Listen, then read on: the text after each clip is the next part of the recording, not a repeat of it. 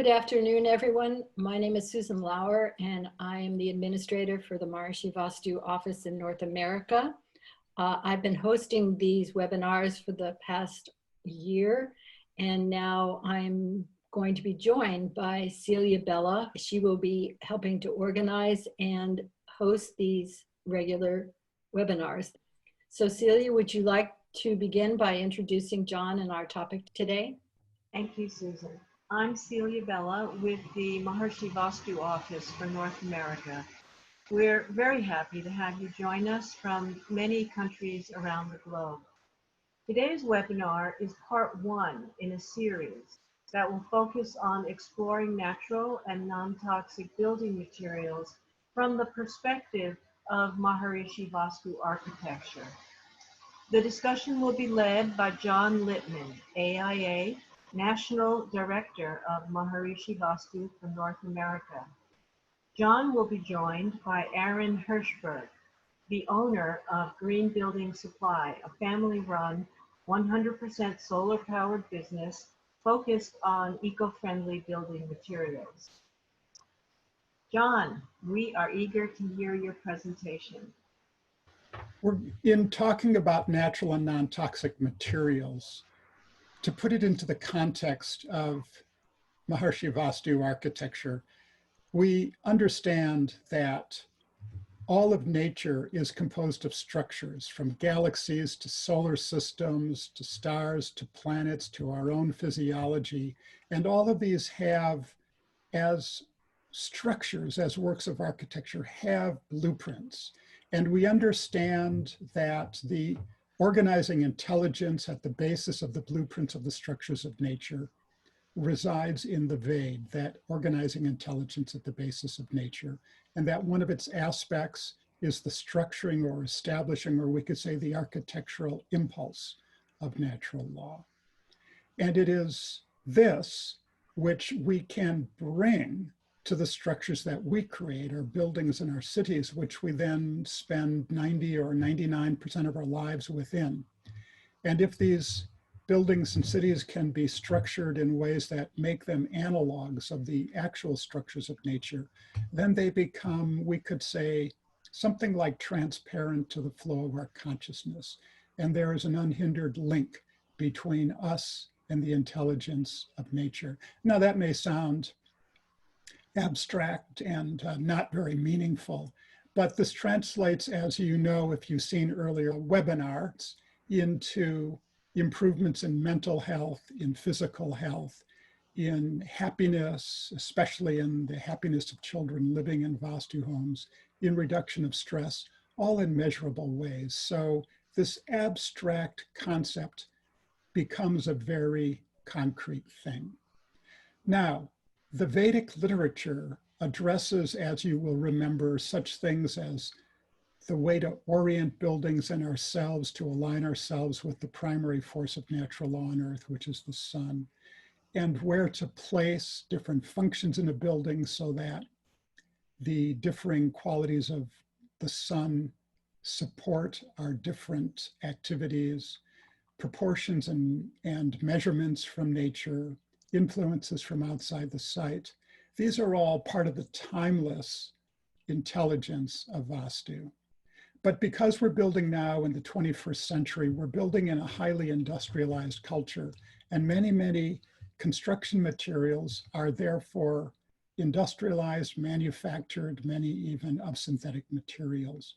And this gives rise to something that we can call the hazards of modern architecture, including electromagnetic radiation, which will be the subject of a different webinar. Instead, today we're going to talk mainly about materials from which we may build, which have an influence on indoor air quality and therefore a direct impact upon our health, and how we can build so that indoor air quality will be only nurturing for us. Now, we ourselves are not specifically the authorities on the subject, although we have been studying the subject deeply for 20 years, so maybe we are.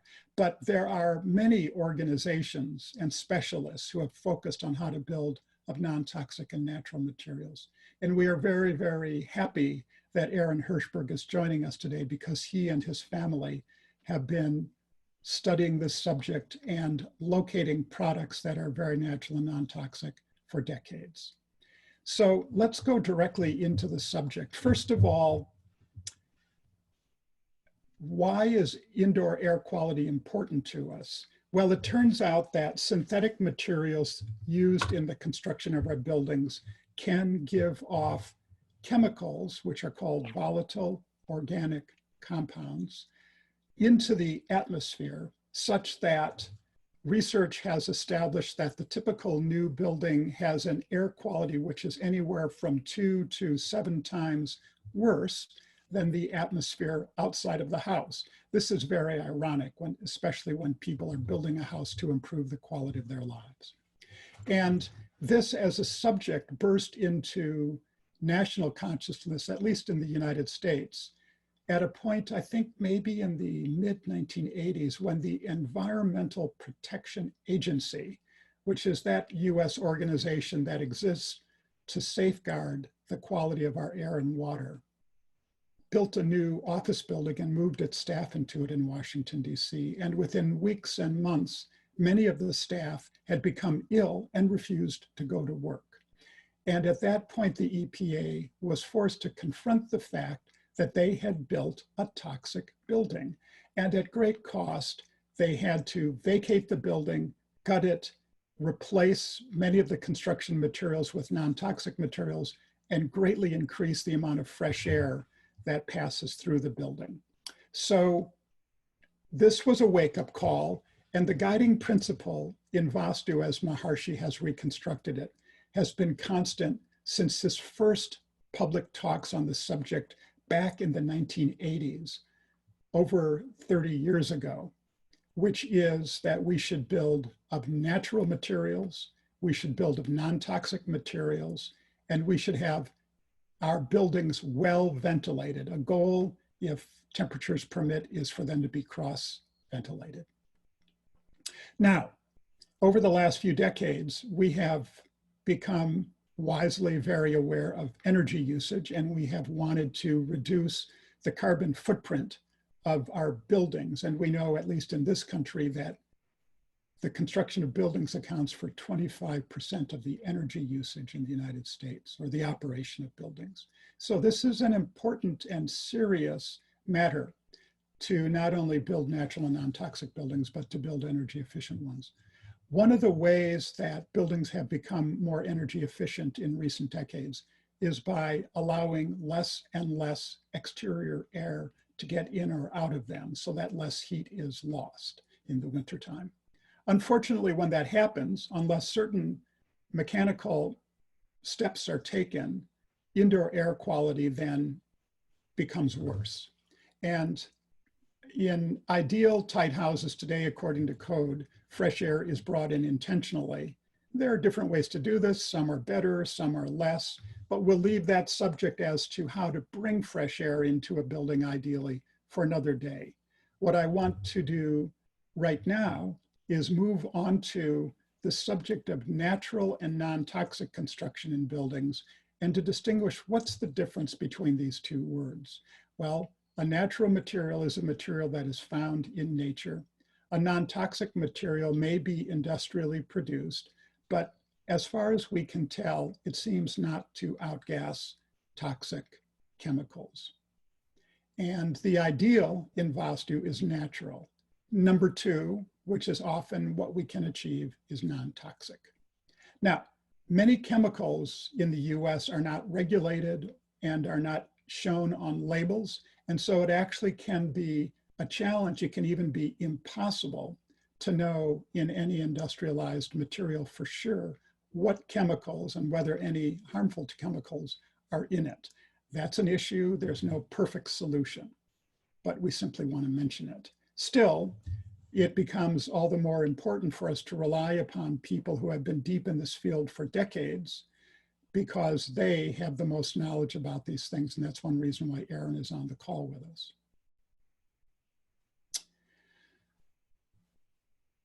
Let us go on now to dive into some of the specifics with this as a kind of general introduction into the subject of Vastu and how it interfaces with construction materials.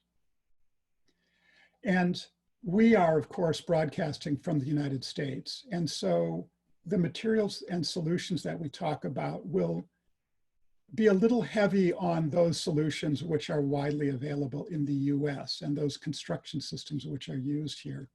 And I acknowledge that in other parts of the world, some of this information does not apply, but we'll be as broad as we can. And it is true that solutions vary according to climate, according to locale, according to budget, according to the expectations and taste of the client, the availability of materials, the available skill of the builders, your local building codes. And I already mentioned budget, but I'll mention it again because it's such an important element. And based on what I said before, the solutions also need to consider energy efficiency, the carbon footprint of what we're building. And we will talk about in another webinar about how to achieve energy efficiency in Vastu homes. For now, we simply want to acknowledge that that is also one of the things that we have to keep in our mind. And now let us go right into specific construction materials, systems of buildings, and talk about what are the ideal and what are the acceptable building materials for them. And we're going to start at the very top. We're going to start with the roof of buildings. The roof is not so critical because in almost all cases, there is a vented space, sometimes an attic, sometimes a joist space, between the roof and the house. And so any outgassing has a way of being vented to the out of doors without passing into the building. And so the influence of roofing materials on the quality of life in a building is quite small. And therefore, within the category of non-toxic, we can say most conventional roofs are acceptable in Maharishi Vastu. But there is one roof that we most favor, and that is glazed ceramic tiles. We can think, and ceramic means clay, fired with the glaze or a frit on them. And we can think that these are so beautiful and reflective that even the heavens are looking down and smiling on buildings that have glazed ceramic tiles on their roof. But they're expensive and they're delicate, and so they're certainly not for every project. In fact, in the US, they're used infrequently, but in other parts of the world, particularly in Western Europe, they're very common.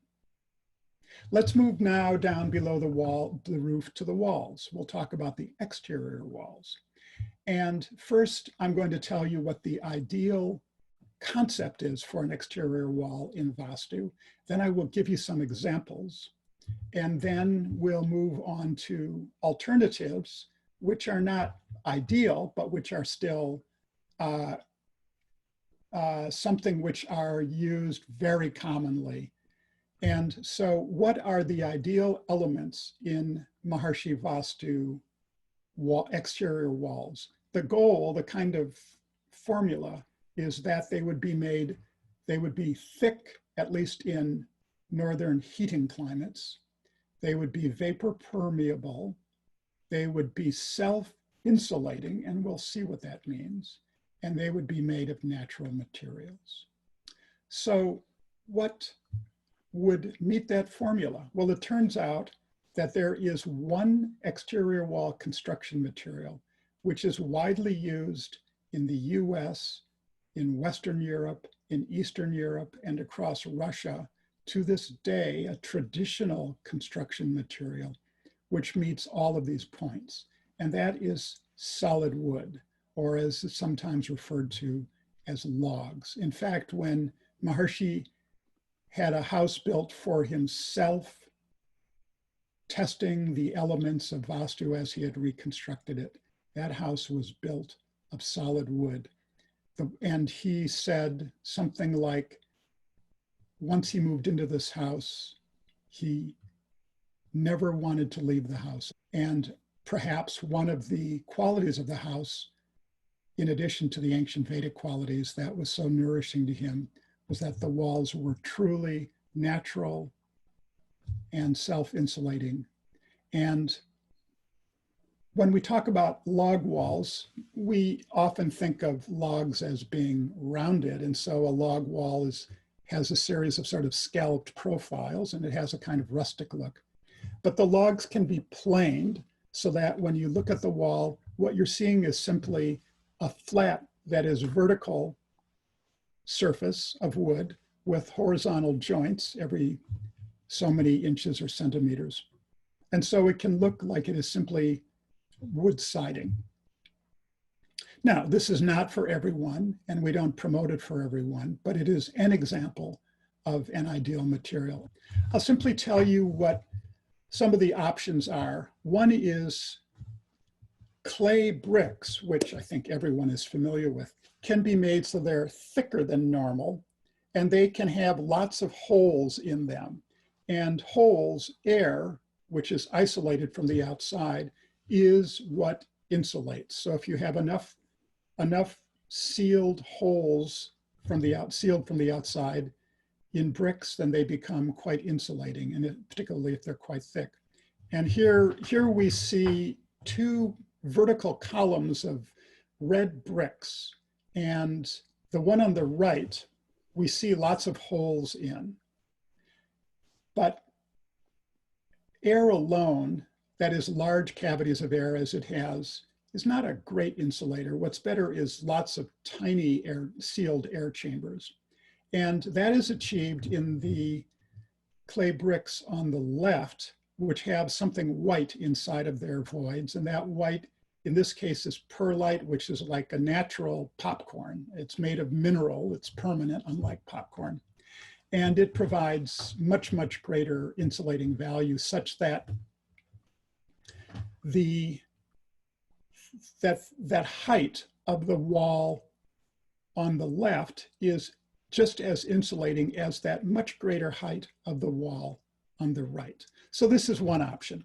Let's think about some other options. Among the companies around the world who make what are called lightweight clay bricks are such companies as Poratron and Ceramica San Pedro, and there are many others. In fact, this is widely used for infill walls in reinforced concrete skeleton buildings across Europe and the Middle East, and even Asia.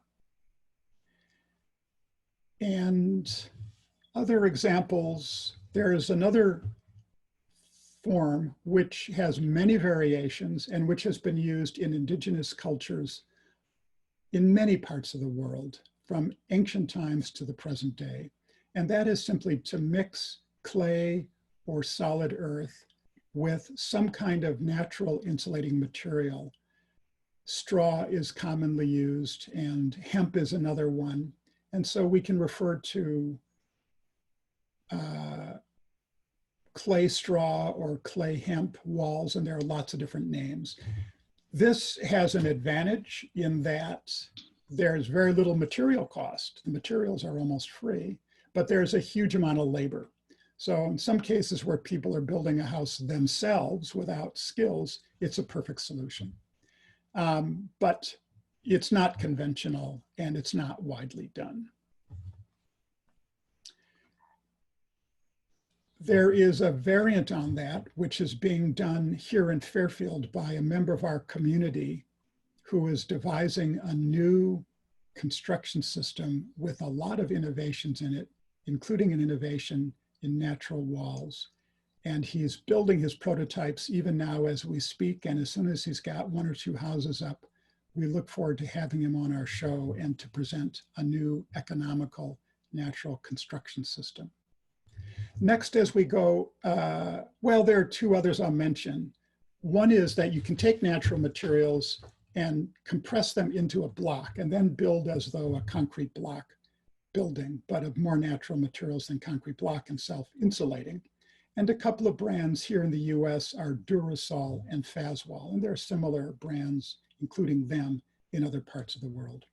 Now we go on to not natural, but non-toxic exterior walls.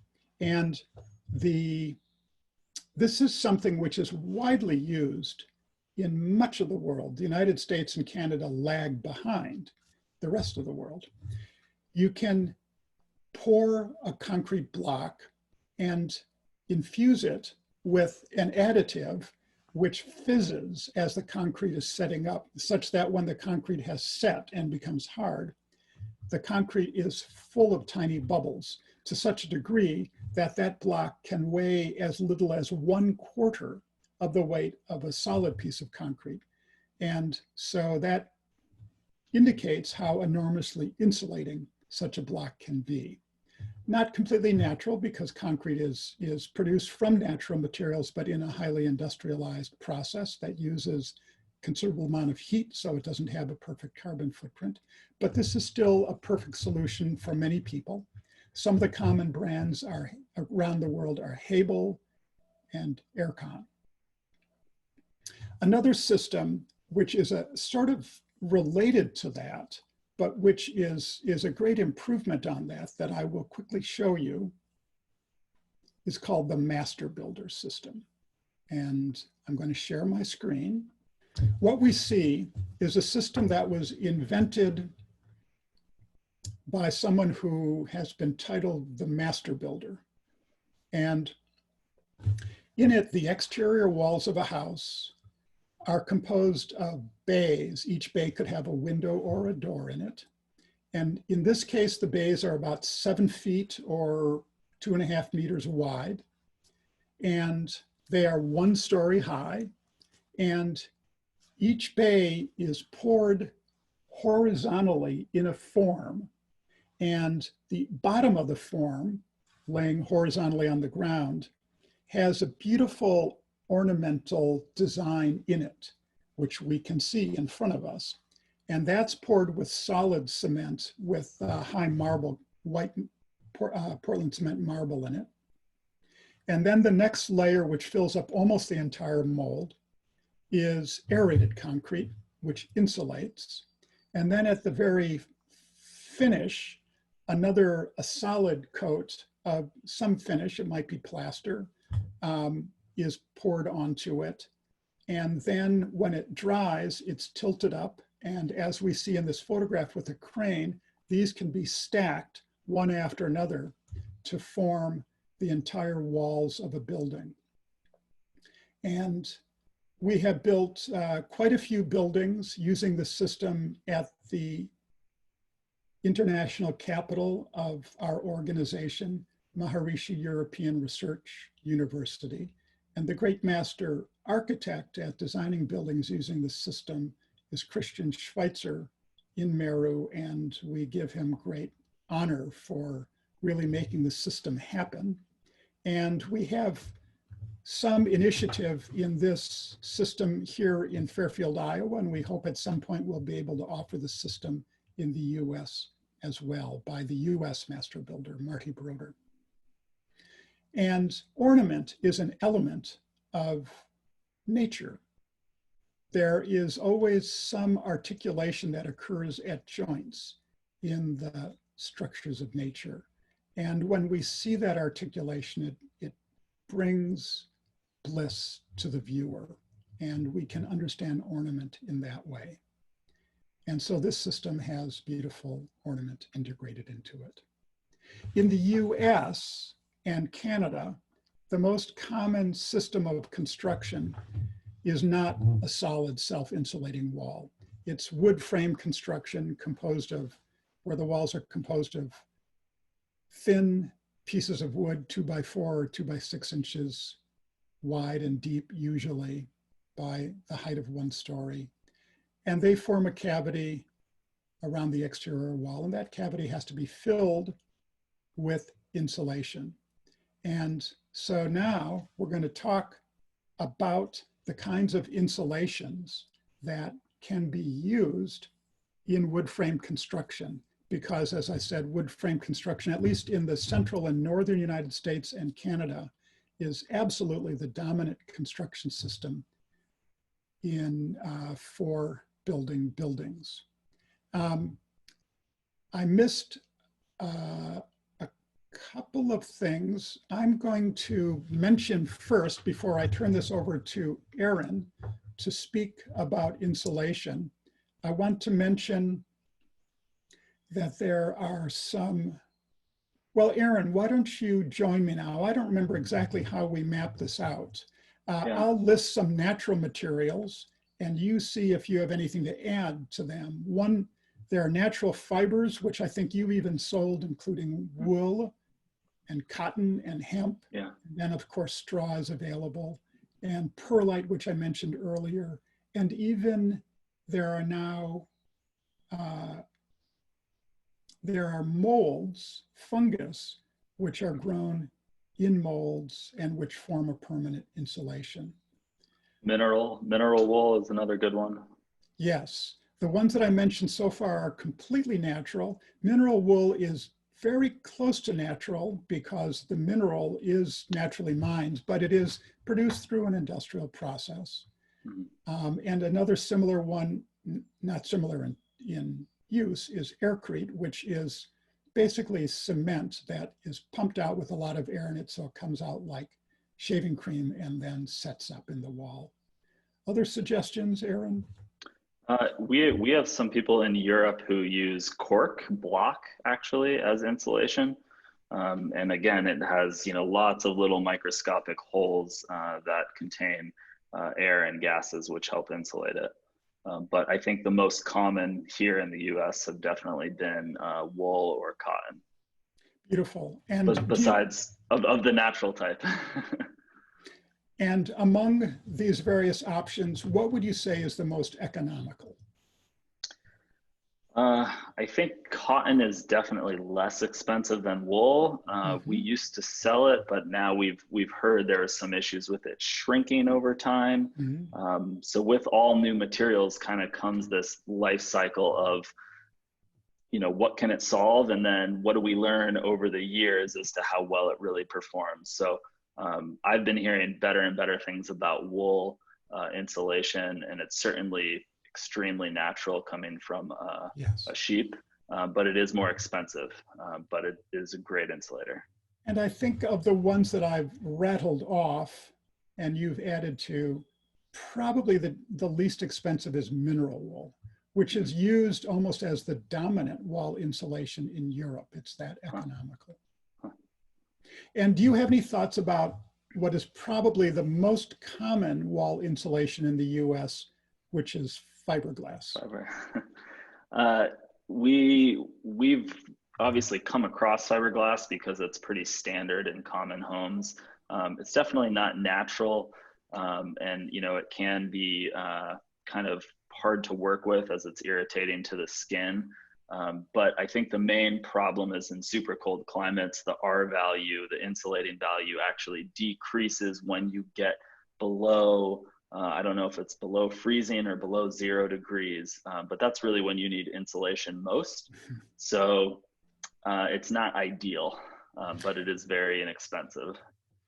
It also can be easily and is usually installed incorrectly if it's installed in batts, and there are gaps behind it which undermine its effectiveness because they allow circulation of air.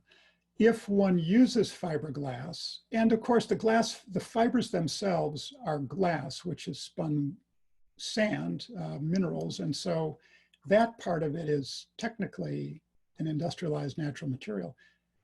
But what you have to do is make sure that you get fiberglass that has no added dyes and no added urea formaldehyde. And spray foams. Foams are widely used for different insulation applications, and they are, in many cases, enormously effective. They are better insulators per inch than any of the things that I've listed, and so they have a huge value. They also have a pretty high carbon footprint because they're derived from petroleum products, and the manufacture of them can be toxic. We discourage them in addition to those reasons because they are synthetic, and they therefore create a barrier between us in the house and nature. And that diminishes our connection with the intelligence at the basis of the universe. So we don't promote insulation, foam insulations, although we're always on the lookout for foams that are made of natural materials. I actually mentioned aircrete, which is a foam which is made of cement. That's okay. And maybe someday rigid board insulation will be on the market, which is completely natural. We're close to it now with the fungus-based insulations, but they're just kind of a fringe right now. They're not widely available. What about cellulose? Cellulose is good. Thank you for bringing it up, Aaron. I appreciate that. It's, as Aaron knows well, is composed of shredded newspaper, and newspaper, of course, is pulped trees, and so it's wood. So it is an industrialized natural material. The only recommendation that we have regarding it is that it's better to use post-industrial rather than post-consumer recycled cellulose. And that's something that goes for all of Vastu, is better to have post-industrial as opposed to post-consumer. Recycled, yes, thank you. Yeah. Thank you, Aaron. Yep. And that is because we understand there's some subtle quality that is retained from the prior users of a material, and we'd like our homes to be free of that. And yet we want to find uses with which to recycle materials, and so we have to be inventive. Aaron, why don't we go on to engineered wood products? Do you want to kick us off? Sure. So I think everyone knows what hardwood flooring is, and we're going to kind of stay on the flooring topic because that's traditionally where the wood is mostly used in the house. And solid wood would be the most natural. It's just wood that's been cut or quarter sawn, depending on the cut, and usually is a tongue and groove that fits together and gets finished in the home. That's the most natural type of flooring. We even have some people who choose to have, an oil finish as opposed to any sort of clear coat poly finish. So they're really touching and interacting with the wood, which is a great feeling. On the other side of the spectrum, I'm drawing this kind of spectrum for you because there's can be a lot of confusion as to what is natural and what is not natural and everything in between. So on the non-natural side, we have a lot of people who get confused and they end up with a vinyl floor, something that has VCT in the name or luxury vinyl tile. And that is really toxic, really bad for your health, bad for the environment when it's produced. So if you can't get solid hardwood flooring, the next best thing is a type of floor that we call engineered, but really would be, slices of hardwood that are glued back together with a non-formaldehyde glue.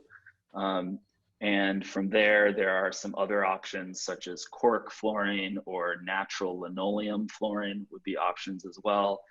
Tile is very natural. It's still man-made, but it's very inert and it, contains usually clay or ceramic or porcelain. But you want to avoid anything with vinyl in the name or in the ingredients. And let's talk about carpeting for just a second, because certainly in bedrooms, carpeting in the United States, bedrooms are very commonly floored with carpeting. We do not recommend wall-to-wall carpeting, and very widely in the wellness, building and architecture universe, wall-to-wall carpeting is disparaged. It's partly because you can't clean it properly, and mold and particles that you can breathe will lodge in it and they will come back up into the air. And so you can't have a really clean indoor air environment if you have carpeting. In addition, economical carpeting is made of synthetic materials. So then you have a layer of plastic that may outgas between you and what is below you. We should add here that Maharishi Vastu architecture does not discourage area rugs, so that people don't have to be necessarily walking on cold surfaces when you live in a climate where the floor gets cold. There are plenty of natural materials from which we can have area rugs made, wool and cotton in particular. Mm-hmm. Yeah. Aaron, how about moving on to what we finish our walls with? Sure. So most people have, you know, some sort of painted surface. There are people who have a plaster or a clay, which is obviously very natural, at least if you're getting a traditional clay or plaster. Plaster is usually lime and silica sand and a few other natural elements. But if you have drywall, which is very common here in the US, you can paint it with, probably the most natural would be a clay paint. And that would smell like clay and feel and kind of emote like a clay look while still being a paint. And then the next level down from that would be a latex paint, a natural latex paint. And we have only a couple companies who we really trust in terms of creating a natural paint. Paint has come a long way, again, creating a spectrum of framework here. Paint used to be, you know, it used to contain lead, terrible for your health. It used to contain lots of different chemicals, and slowly over the years, the government has forced manufacturers, and I really say forced because they didn't do this on their own. They were pushed to make it more natural, but unfortunately what they've done is they've taken something that is not healthy and contains lots of chemicals, and they've just tried to slowly make it better and tweak it and change it depending on the certifications needed. So what we recommend and our customers trust are only companies who were created for the sole purpose of creating healthy paint. So the brands that we can wholeheartedly stand behind are AFM Safecoat and Ecos Paint. And both of those companies were created from the ground up, from the level of, we want to make something that even the most highly discerning customer can put in their home and not breathe in any toxic chemicals. And it's easy to get kind of confused with VOCs is a catchphrase, which stands for volatile organic compounds. There are a lot of things you can find at big box stores from traditional manufacturers that say they're zero VOC or say they have a green label, but they're kind of hiding behind that. And what they're not telling you is really all the other ingredients that are in there. The analogy we use for VOCs is, you know, you can cut open an orange and it is releasing VOCs, volatile organic compounds, into the air. Those aren't toxic, those aren't bad. Certainly there are some people who may not like the smell of those VOCs, of that orange, just like there are people who have natural allergies or they, you know, enjoy certain smells and disenjoy others. But there's a difference between VOCs and smells and what's actually toxic. So you kind of have to trust who you're getting this from. And sticking to a food analogy, I like to trust my farmer. And so if you're at a farmer's market, you might buy something from someone who you've bought food from before. They may not be certified organic, but you know them, you trust them, they can show you where they grow their food. And so the certifications at that point matter less because you have that high relationship of trust. And so that's really what we try to do, is we try to go to that level of understanding and really know who these manufacturers are and visit with them to build that level of trust. It's much stronger than any green seal or certification. Beautiful.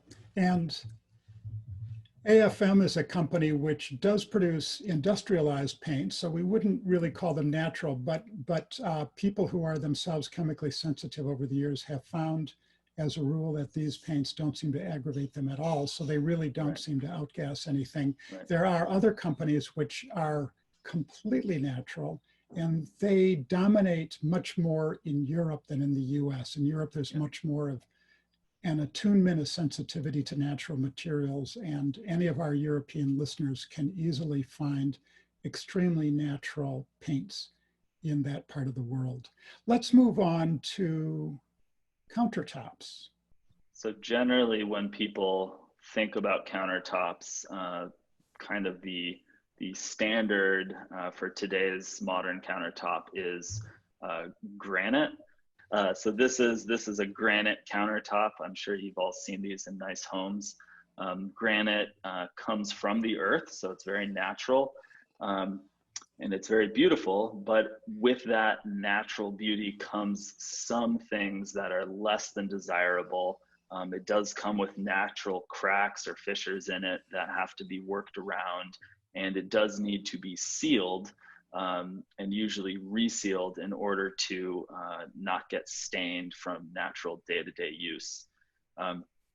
So there has been a movement over the last 5 years. There's been a big push to basically create the same look and feel of granite, but under more controlled man-made circumstances. So this next slide shows a very beautiful modern kitchen with quartz countertops. And quartz is made from the same things inside granite, but it's put together, it's manufactured in a plant in the US.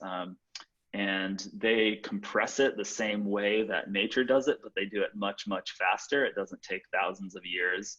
And with that comes a lot more control. So they can control the color, they control the look of those cracks and give it that character. What's nice is you don't have to seal it. There's no maintenance on it. You can put hot things on it. And you still get a huge range of color. So the most natural would be granite. Right beneath that would be quartz.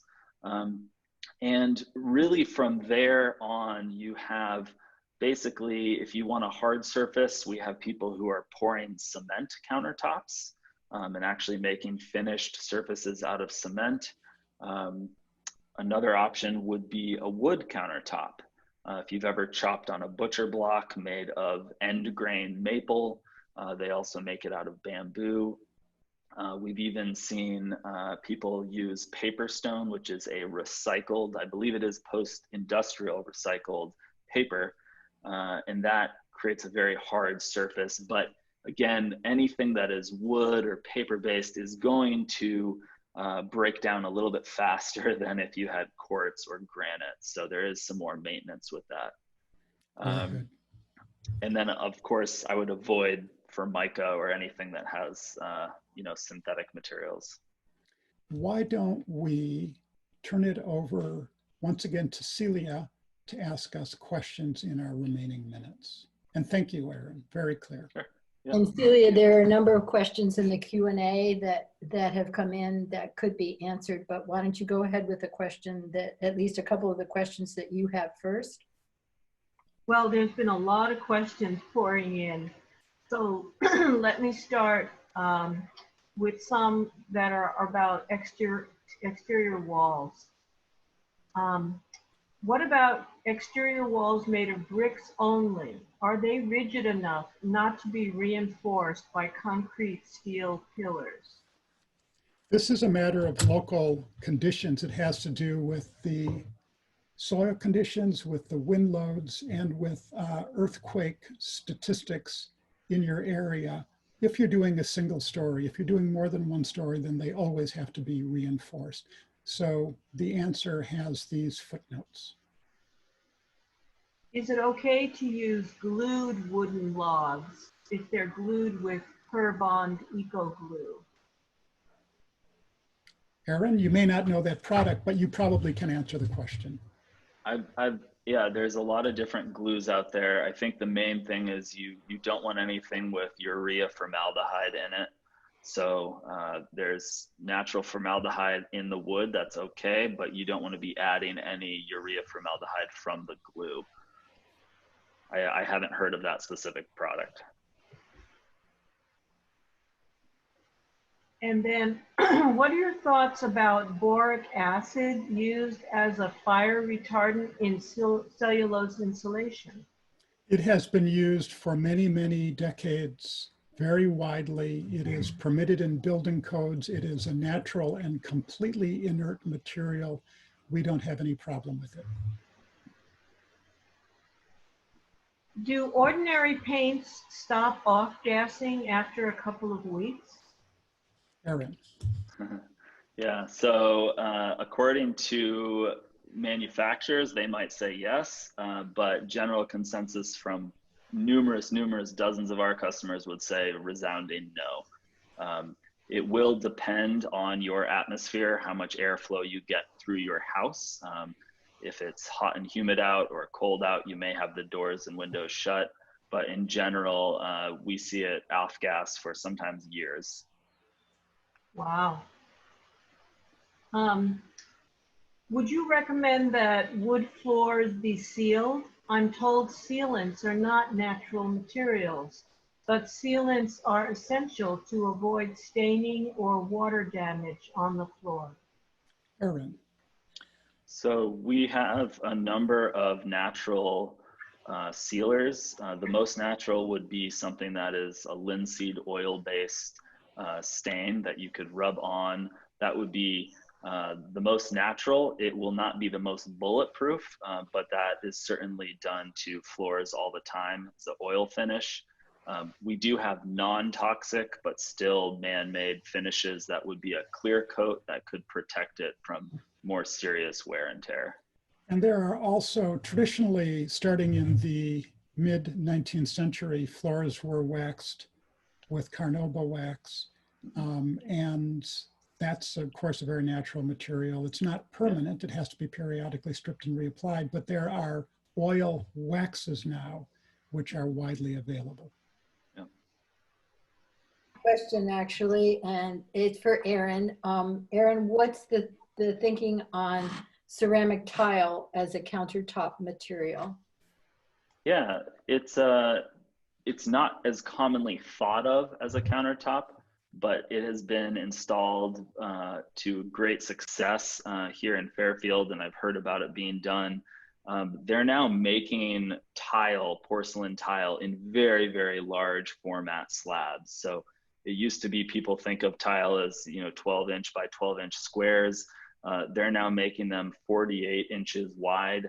I've even seen some that are entire shower surrounds of one piece of porcelain. So I think that's becoming a bigger and bigger option.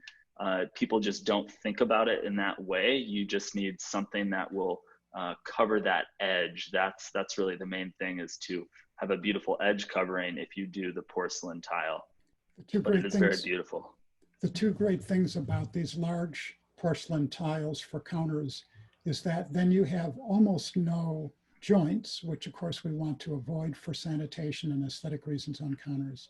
And second, porcelain tiles are very economical in comparison to most of the other options. Yeah. And I have them. And I ordered them through Aaron's company. My parents have them as well. They look gorgeous. And I have them. And I have them. And you can get so many colors. Yeah. How does Maharishi Vastu feel about recycled flooring materials, such as recycled wood or glass tiles made from recycled glass bottles? We do not encourage this. And we, as I mentioned earlier, fully recognize that we have an obligation to reuse as much as possible of the materials that we industrially produce on Earth. And we look for other ways in which to reuse them. Great. There were several questions that came in about solar panels and energy, and just want to say to all those people that we will get to that in part 2 of this series on natural materials, which will include a segment on energy generation. And both Aaron and I are broadcasting from buildings that get their electricity directly from the sun. So we'll have fun talking about that. Yeah. And also that particular webinar, the part 2 webinar, will deal with heating and cooling systems in general. Great. And I think at that time, we'll also get more into breathable walls. Is that right, Jon? We'll get to it. We'll have to look at how much material we can cover in each webinar to know when we will discuss that subject. Okay, there's so many fascinating topics to discuss. Actually, Celia, you've got two more questions that just came into the Q&A. Do you want to look at them briefly? Because I think that they are probably brief answers. Sure. Would you recommend marble as a flooring as well as an external wall? Aaron. So marble is very beautiful. It is quite soft. So you can put marble in places that are not, you would not want to put it in your entryway. Putting it in a bathroom is more appropriate, somewhere where you're walking without shoes. As far as the external wall, why don't I take that? Yeah. It is, of course, a traditional exterior building cladding used widely in Europe and Asia for hundreds, even thousands of years. White marble is a material that we love, prize highly, and we would love to see people build Vastu houses with white marble facades. And we have built one on the campus of Maharishi International University at Tower. There are some complications because if the air quality is poor in a particular large urban area, the marble will deteriorate more quickly. But we love it. They're having that problem with the Taj Mahal in India. Yeah, there is an air quality problem in much of urban India. There's a question saying, are you familiar with aero barrier? I am That would not. be a question for Aaron, but this man says it's for sealing leaks in homes, which sounds to me like it might be a foam-based product. There are thousands of products, and sadly, there are many that we do not know. So if this person wants to send us an email, we might be able to do a little bit of research and give them an answer.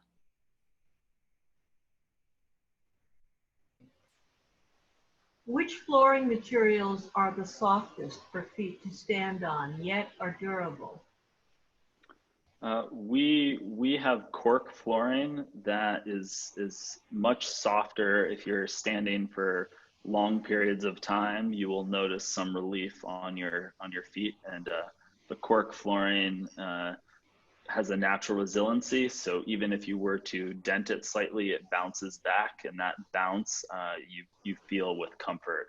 It's also warmer to the touch. Beautiful.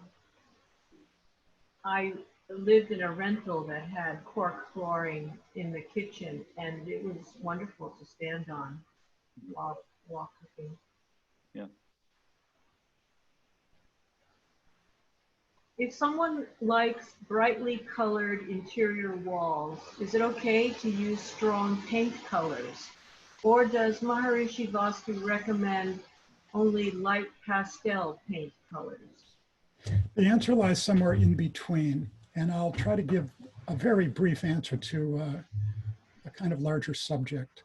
And that is that we understand in Ayurveda, which is the holistic healthcare system also associated with the Vedic tradition, that human physiology is composed of three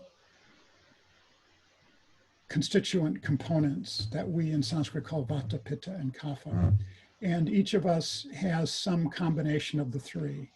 And an objective to achieving good health is for them to be in balance, and for none of them to be either out of balance in strength or in weakness. And this has to do with colors, because some of the colors, when seen, will increase or decrease one of the three doshas. For instance, red will increase pitta and blue will reduce it. And so bright colors are actually a kind of medicinal, part of the medicinal palette.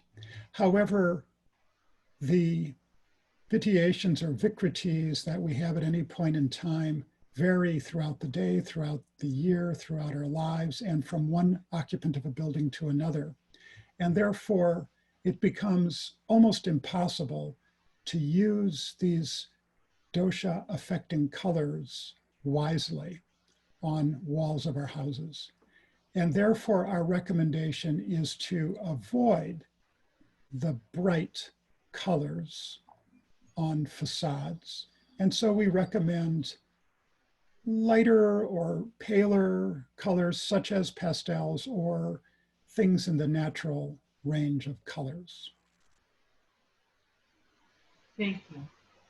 And now our last question. What is your perspective on vapor barriers and waterproofing membrane?